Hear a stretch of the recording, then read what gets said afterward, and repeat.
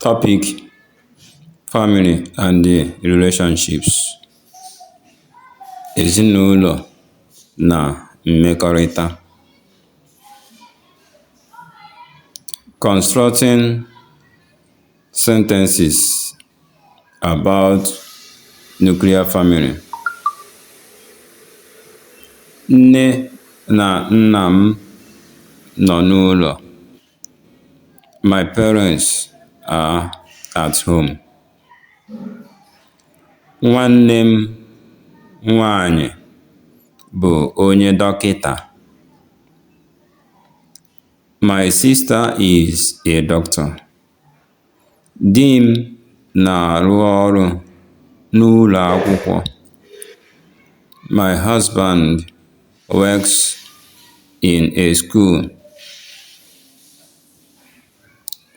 O nwere ụmụ atọ.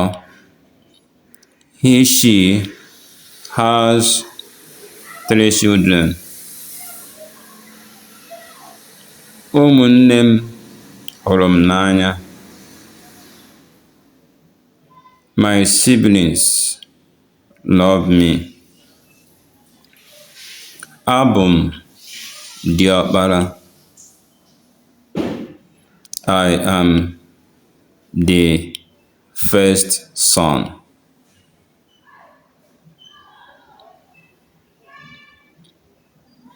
Assignment: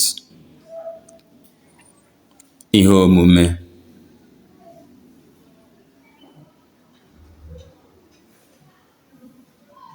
Write in Igbo. My father is a good man.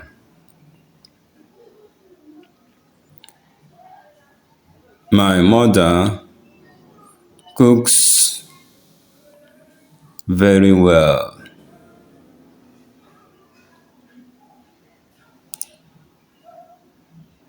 My younger sister is 8 years old.